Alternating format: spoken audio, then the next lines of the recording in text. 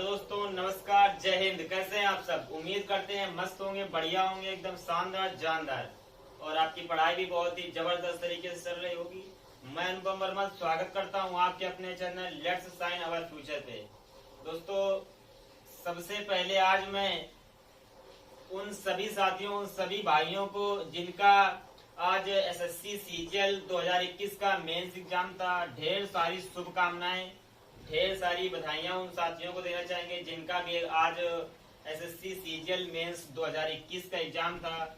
और उम्मीद करते हैं आपका एग्जाम बहुत ही शानदार रहा होगा, जानदार रहा होगा। आपने पेपर की खोपड़ी में छेद कर दिया होगा, बहुत ही गजब का पेपर करके आए होंगे। और कामना करते हैं ईश्वर से कि आप सभी का हर वो सपना पूरा हो जो आप चाहते हैं, जो आपके माँ बाप चाहते हैं, पेरेंट्स जो चाहते हैं। तो चलिए शुरू करते हैं।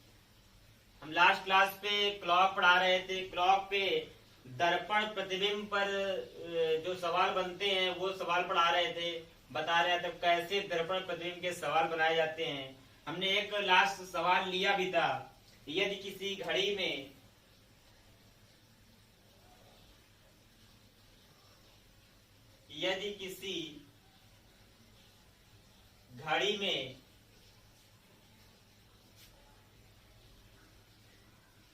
वास्तविक समय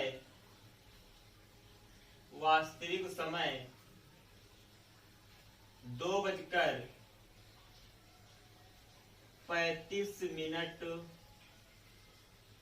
हो रहा हो। यदि किसी घड़ी में वास्तविक समय 2:35 हो रहा हो तो दर्पण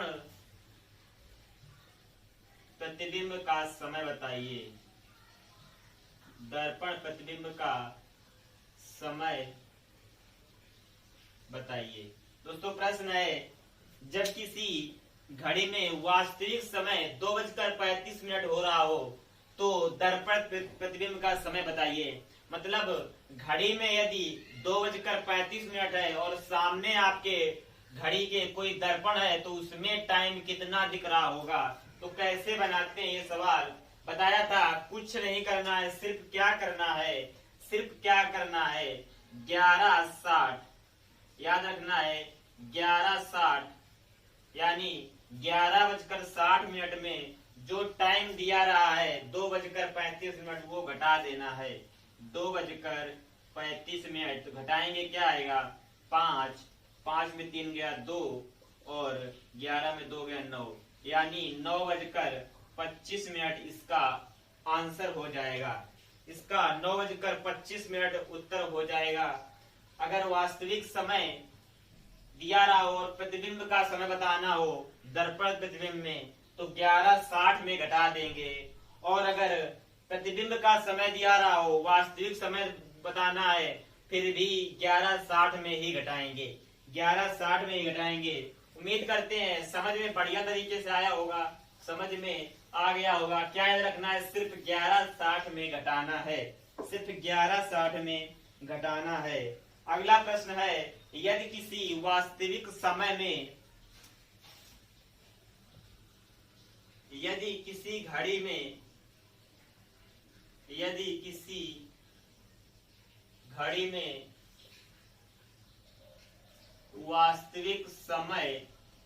वास्तविक समय 2:21 और 17 हो रहा हो। यदि किसी घड़ी में वास्तविक समय 2:21 17 हो रहा हो तो प्रतिबिंब का समय यानी दर्पण प्रतिबिंब का समय क्या होगा? दर्पण प्रतिबिंब का समय क्या होगा? ये प्रश्न है हमारा। यदि किसी घड़ी में वास्तविक समय 2:21 17 दिखा रहा हो तो दर्पण में जब उसको देखेंगे तो कितना समय दिख रहा होगा। तो इसको कैसे बनाएंगे, इसको कैसे बनाएंगे? अगर जब केवल हावर और मिनट, केवल आवर यानी घंटा और मिनट केवल दिया रहा होता है तो 1160 में घटाते हैं, 1160 में घटाते हैं। वही प्रोसेस इसमें भी करना है। इसमें क्या करना है? 1159 और 60 में घटाना है। 1159 60 में घटाना है। ये याद रखना है, किसमें? 1159 60 में घटाना है। तो कितना समय दे रहा है? 2:21 2:21 और 17 सेकेंड। तो कितना बज रहा होगा? कब? दर्पण प्रतिबिंब में। यहां से घटाएंगे तो 3 आ जाएगा, 5 बचेगा, 4 आ जाएगा, और यहां से घटाएंगे तो 8 आ जाएगा, यहां से 3 आ जाएगा, और यहां से 9 आ जाएगा। यानी 9:38 आंसर ये हो जाएगा। मतलब अगर अगर वास्तविक समय 2:21 हो रहा हो, 2:21 हो रहा हो, तो दर्पण प्रतिबिंब का समय क्या होगा? तो दर्पण प्रतिबिंब का समय क्या होगा? दर्पण प्रतिबिंब का समय क्या होगा? तो कैसे करना है? 1159 60 में घटा देना है, 1159 60 में घटा देना है। ये तो हो गई बात दर्पण प्रतिबिंब की, ये तो हो गई बात दर्पण प्रतिबिंब की। अब बढ़ते हैं जल प्रतिबिंब। जल प्रतिबिंब,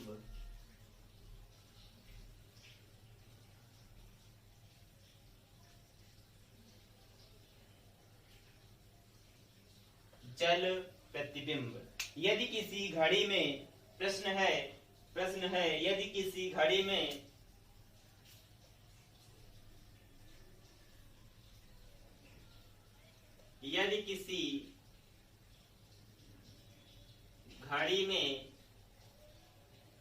वास्तविक समय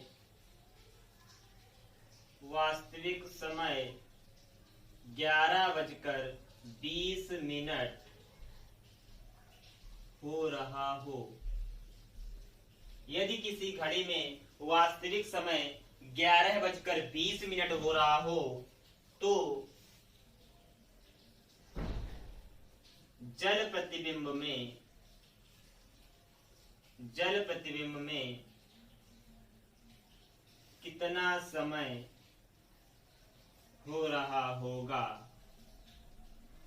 दोस्तों प्रश्न है, यदि किसी घड़ी में वास्तविक समय 11:20 हो रहा हो, तो जल प्रतिबिंब में कितना समय हो रहा होगा?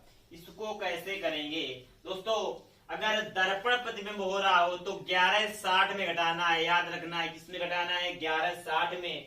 और अगर जल प्रतिबिंब में समय बताना है, जल प्रतिबिंब में समय बताना है, तो क्या याद रखना है? 18:30 में घटाना है, 18:30 में घटा देना है, याद रखना 18:30 में। तो 11:20 घटाएंगे, 11:20 घटाएंगे, यहाँ से 10 बच जाएगा, और बच जाएगा यहाँ से 11 में 18 में 11 जाएगा तो 7 बच जाएगा, 7 बच जाएगा। यानी 7:10 ये समय दिखा रहा होगा, 7:10 यह समय दिखा रहा होगा। कब? 11:20 जब हो रहा होगा तो जल में कितना दिखा रहा होगा? 7:10।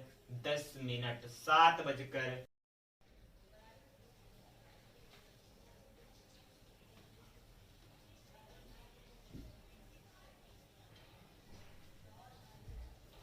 दोस्तों यदि वास्तविक समय 9:50 हो रहा हो, 9:50 हुआ, तो जल प्रतिबिंब समय क्या हो रहा होगा? इसमें करना क्या है? 18:30 में ही घटाना है, 18:30 में ही घटाना है। लेकिन याद क्या रखना है? याद क्या रखना है? इसमें जब नीचे वाली मिनट की संख्या ऊपर वाली मिनट की संख्या से बड़ी हो। जब नीचे वाली मिनट की संख्या ऊपर वाली मिनट की संख्या से बड़ी हो तब क्या करना है, यहां से 1 घंटा, यहां से 1 घंटा लेंगे। 1 घंटा लेंगे मतलब 60 मिनट लेंगे, मतलब 60 मिनट लेंगे। 60 मिनट जब यहाँ लेंगे, 60 मिनट जब यहाँ लेंगे तो ये हो जाएगा दोस्तों 90 मिनट। कितना, 90 मिनट। और 90 में जब 50 मिनट हटाएंगे, 90 में जब 50 मिनट हटाएंगे तो कितना आ जाएगा, 40। कितना आ जाएगा, 40। अब यहाँ बचा 17, 17 में जब 9 जाएगा तो कितना आ जाएगा, 8:40। 8:40 प्रतिबिंब का समय रहा होगा। ये अपना आंसर रहेगा। याद रखना है दोस्तों, जब इससे इसमें हासिल लेंगे तो एक पूरे घंटे का लेंगे, पूरे 1 घंटे का लेंगे।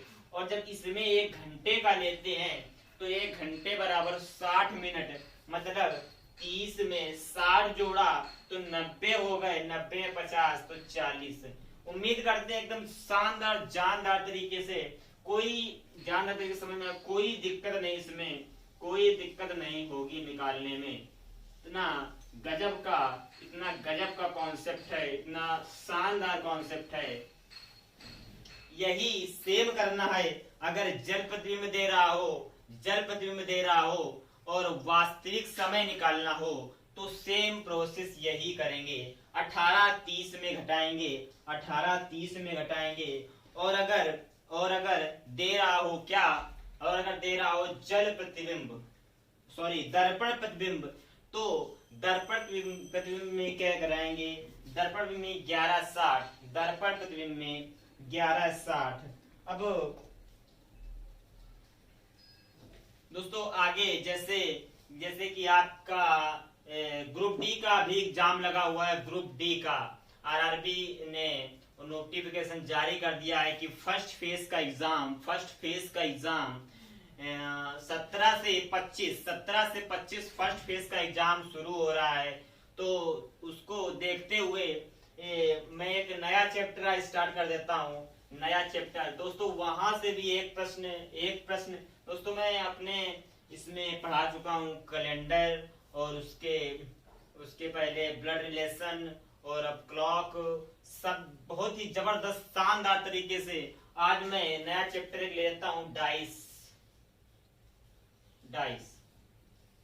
दोस्तों कुछ बेसिक बातें इसमें हैं वो समझ लेते हैं, बेसिक बातें हैं वो समझ लेते हैं और चुटकियों में फिर आंसर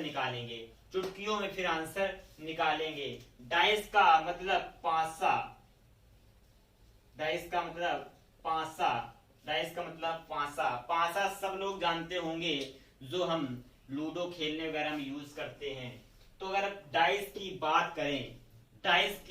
बात करें यहां से दोस्तों एक प्रश्न आरआरसी ग्रुप डी में एक प्रश्न पक्का बनने वाला है। जितने भी चैप्टर मैंने पढ़ाए हैं, अभी कैलेंडर हो गया और अपना क्लॉक हो गया, ब्लड रिलेशन हो गया, आज डाइस हो गया। दोस्तों एक प्रश्न 100% चारों टॉपिक से बनने वाला है, एक प्रश्न, यानी 4 से 5 नंबर आपके यहाँ से आने वाले हैं। डाइस की बात करते हैं,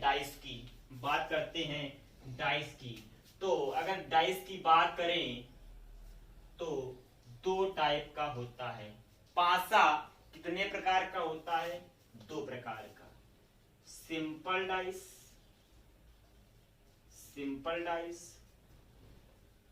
स्टैंडर्ड डाइस। मतलब मानक पांसा और साधारण पासा। दोस्तों अब जानते हैं कि सिंपल डाइस और स्टैंडर्ड डाइस में अंतर क्या है इन दोनों के बीच अंतर, कैसे हम जानेंगे कौन सा स्टैंडर्ड डाइस है, कौन सा सिंपल डाइस है, कौन सा स्टैंडर्ड डाइस है और कौन सा सिंपल डाइस है। दोस्तों हमें पता है किसी भी पासे में 6 फलक होते हैं। कितनी कितनी सतह? 6 सतह होती है। किसी भी पासे में 6 सतह होती है और कोई भी सतह रिपीट नहीं होती है। कोई भी सतह रिपीट नहीं होती है। मतलब अगर 1 से 6 तक अंक है पासे में तो कोई भी अंक रिपीट नहीं होगा। एक अंक जैसे 1 है तो 2 बार नहीं आएगा, यानी 2 सतहों में नहीं आएगा। ये याद रखना है कि किसी भी पासे में 6 सतह होती हैं और 6 सतह जो होती हैं वो अलग अलग होती हैं। 6 सतह अलग अलग होती हैं, कोई भी सतह रिपीट नहीं होती है। तो सिंपल डाइस को कैसे जानेंगे कि ये सिंपल डाइस है? सीधी सी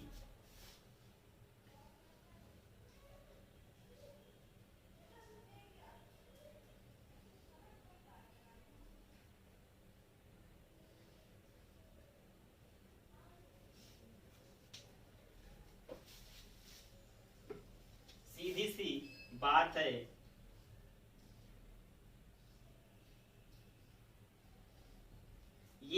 ये हो गया डाइस, ये हो गया डाइस। मतलब अगर यहाँ पे 4 दिया है, यहाँ पे 3 और यहाँ पे 1, ऐसे ही सेम डाइस।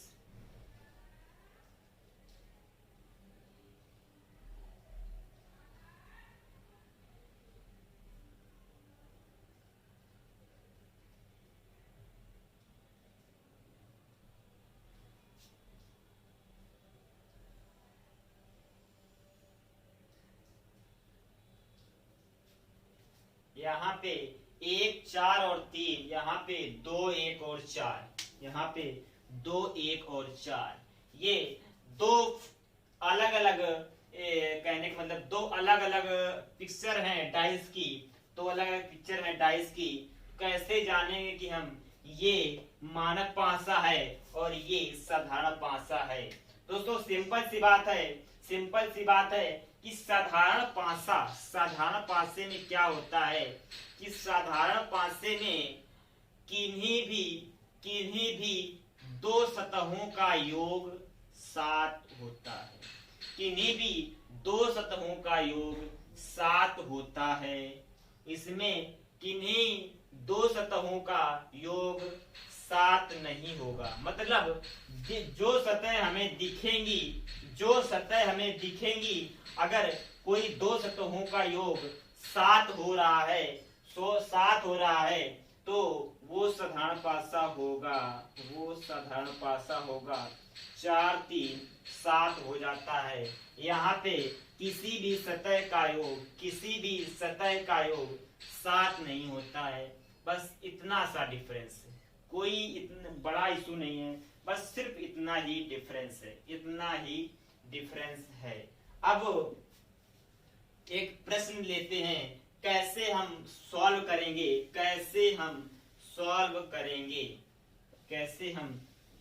करेंगे अगर प्रश्न आ जाए तो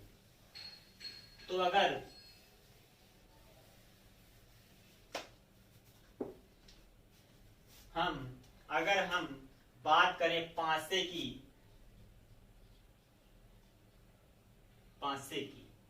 यानी कोई ये आपको चित्र दे रहा है,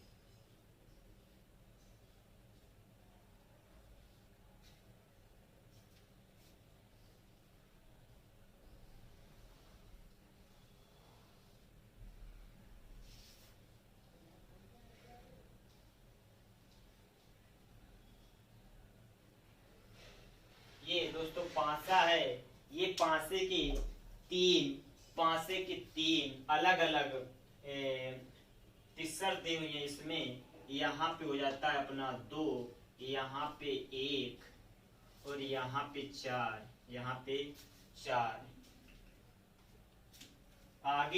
आगे इस वाले पे देखें तो यहाँ पे अपना हो जाता है 3 और यहाँ पे 2 और यहाँ पे 5। अब दोस्तों, अब इसमें अगर पूछता है आपसे कि दो के विपरीत कौन सी संख्या आएगी। दो के विपरीत कौन सी संख्या आएगी। दो के विपरीत कौन सी संख्या आएगी। तो कैसे निकालेंगे दो से विपरीत कैसी संख्या। सबसे पहले करना क्या है, देखना है दोनों में कौन सी संख्या कॉमन है।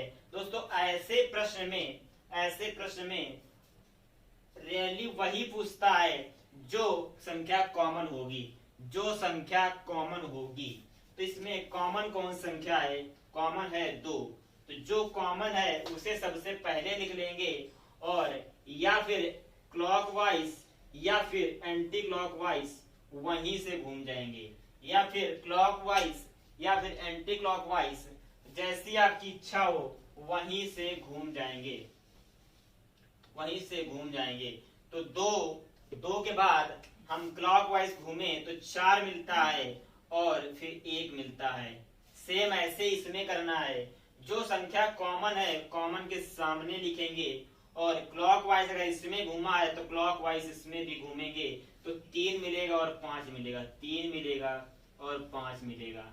अब बात आती है कि 2 के सामने अगर 1 के सामने 5, 4 के सामने 3, तो कौन संख्या है जो इसमें नहीं दे रहा है, मतलब 6। तो 2 के सामने 6 हो जाएगा, 2 के सामने 6 हो जाएगा। यही अपना आंसर हो जाएगा, 2 के सामने 6। अगर 4 के सामने की बात करें तो 3, 5 के सामने की बात करें तो 1 हो जाएगा।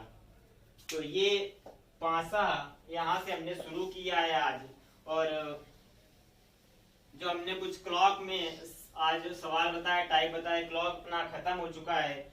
और उम्मीद करते हैं जो हमारी पीछे वाली क्लासें हैं, जैसे जो क्लॉक की फर्स्ट क्लास है, सेकंड क्लास है, उनको आप जरूर देखिएगा। उसमें बहुत ही बेहतरीन तरीके से बताया है हमने, चुटकियों में निकालना आंसर बताया है, पलक झपकते ही आप आंसर बताने वाले हैं। उनको जरूर देखिएगा यहाँ। और पासे में हमने आज एक टाइप बताया है, इसी के आगे कल कंटिन्यू करेंगे। और उम्मीद करते हैं बहुत ही शानदार जानदार तरीके से समझ में आ रहा होगा। और अगर सेशन अच्छा लगे तो सेशन को लाइक कर देना, शेयर कर देना और कमेंट जरूर करना। और अगर चैनल पे नए हैं तो चैनल को सब्सक्राइब जरूर कर लेना। आप हमारे अपने परिवार लेट्स साइन अवर फ्यूचर से अवश्य जुड़े। दोस्तों उम्मीद करते हैं कि बहुत ही बेहतरीन तरीके से समझ में आ रहा होगा, शानदार तरीके से समझ में आ रहा होगा।